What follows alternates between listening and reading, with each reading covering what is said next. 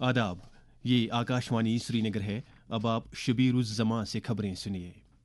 लोकसभा में आज वक्फ तरमीमी बिल 2024 पेश किया जाएगा ताकि मंजूरी के लिए इस पर बहस की जाए। पार्लियामेंट हाउस के बाहर नामनिगारों से बात करते हुए पार्लिमानी अमूर के वजीर किरण रिजिजू ने कहा कि बहस के लिए मुकर्रर वक्त में जरूरत पड़ने पर तौसी भी की जा सकती है।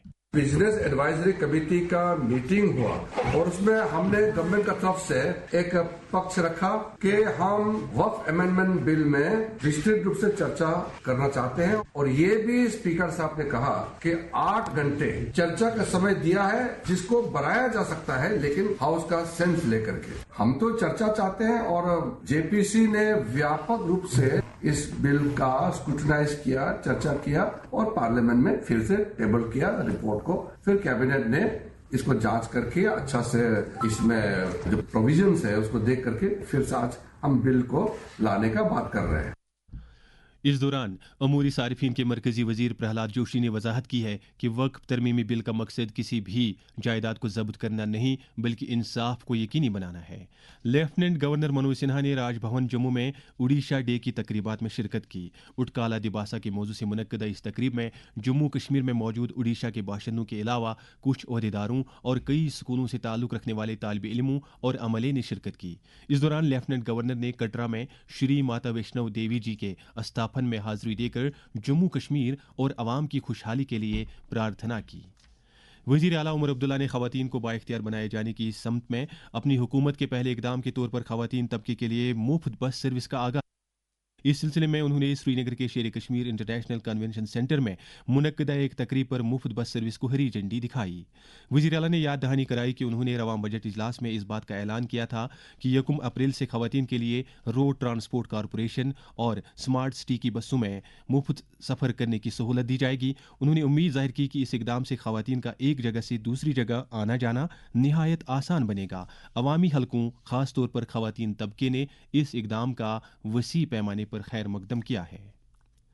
चीफ सेक्रेटरी अटल डल्लू ने कहा है कि तिजारत में आसानी पैदा करने की खातिर यूटी भर में सभी मुतल्लिका महकमों की ये जिम्मेदारी है कि वो इस मकसद के लिए तामील के बोझ को कम करने से एक ऐसा मुनासिब माहौल पैदा करे जिससे न सिर्फ शहरियों के लिए बरवकत खिदमात दस्तियाब रहेंगी बल्कि ज़्यादा से ज़्यादा सरमायाकारी को भी रागिब किया जा सके। जम्मू में आला अफसरों की एक मीटिंग के दौरान चीफ सेक्रेटरी ने तमाम मुतल्लिकीन को हिदायत दी कि वो रिकॉर्डों की डिजिटाइजेशन, लैंड बैंक के क़याम और ज़रूरी कवायद व ज़वाबित मुरतब करने के लिए मिशन मोड पर काम करें।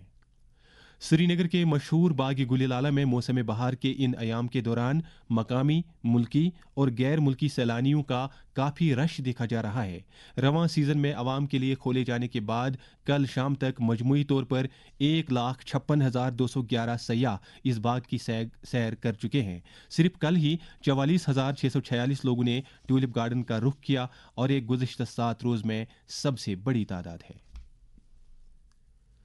कश्मीर वादी के एक मारूफ मुअर्रिख और कलमकार प्रोफेसर रतन लाल हांगलू को टोरंटो कनाडा की नोबल इंटरनेशनल यूनिवर्सिटी ने भारत के लिए कलीदी नुमाइंदे की हैसियत से तैनात किया है।